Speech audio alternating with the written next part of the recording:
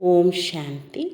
என்று அறிவோமா ஆன்மீகம் பகுதியில் நேர்மறையான நிகழ்காலத்தையும் எதிர்காலத்தையும் உருவாக்குவதற்கான 3 படிகள் என்கிற தலைப்பின் 3ஆம் பாகத்தை பார்க்கலாம்.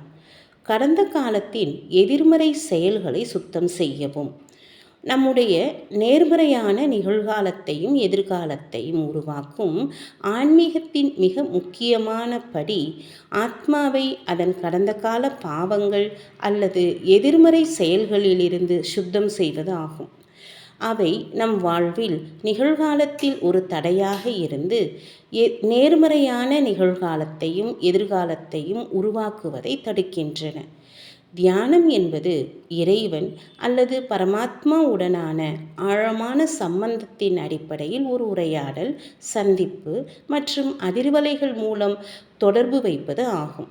இந்த தொடர்பில் நாம் இறைவனின் அதிர்வலைகளை நமக்குள் இருக்கிற ஆன்மீக ஆற்றலின் அழகான நீரோட்டமாக உறிஞ்சுகிறோம். இந்த ஆற்றல் ஆத்மாவிற்கு ஒரு மருந்தை போன்றது.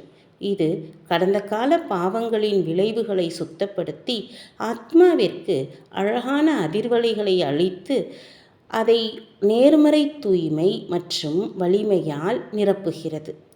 தூய்மை மற்றும் வலிமையின் இந்த அழகான அதிர்வலைகளை வெளிப்படுத்த தொடங்கும் போது அது வாழ்க்கையில் அழகான சூழ்நிலைகளையும் காட்சிகளையும் ஈர்க்க தொடங்குகிறது. மேலும் அதன் பாவங்களின் விளைவுகளும் குறுகிய காலத்தில் மாறுகிறது. இந்த தொடர்பை உருவாக்கும் போது நாம் கவனிக்க வேண்டிய விஷயங்கள் என்ன? முதலாவதாக, இறைவன் யார், அவருடைய மேலும் நம்முடைய ஆன்மீக அடையாளம் என்ன என்பது பற்றிய ஞானம் நமக்கு இருக்க வேண்டும்.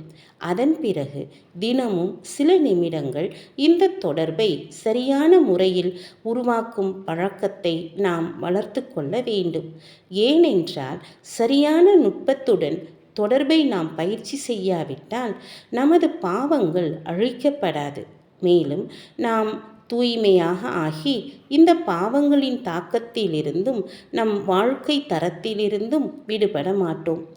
நல்ல மற்றும் சுத்தமான உணவு, பிற வாழ்க்கை பழக்கங்கள் முதலியவற்றின் வடிவத்தில் தியான பயிற்சி செய்வதற்கு நமது வீட்டில் ஒரு சரியான சூழ்நிலையை உருவாக்க வேண்டும்.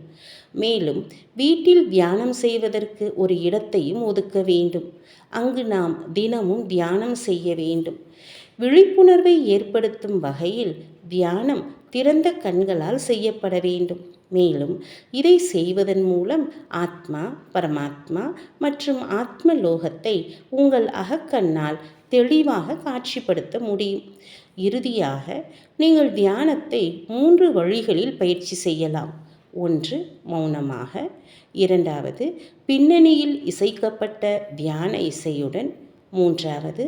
தியானத்தில் எண்ணங்களை உருவாக்க வேண்டும், அவற்றை காட்சிப்படுத்த வேண்டும். எந்த எண்ணங்களை உருவாக்க வேண்டும் மேலும் காட்சிப்படுத்த வேண்டும் என்பதை எங்களுடைய முந்தைய செய்திகளில் பகிர்ந்துள்ளோம். நீங்கள் தியானத்திற்காக வழிகாட்டப்பட்ட பிரம்மா குமாரிகளின் வர்ணனை அல்லது ஆன்மீக பாடலை பயன்படுத்தலாம். மேலும் நீங்கள் கேட்கும் வார்த்தைகளை அனுபவம் செய்து அழகான ஆன்மீக அனுபவத்தையும் பெறலாம். ஓம் சாந்தி.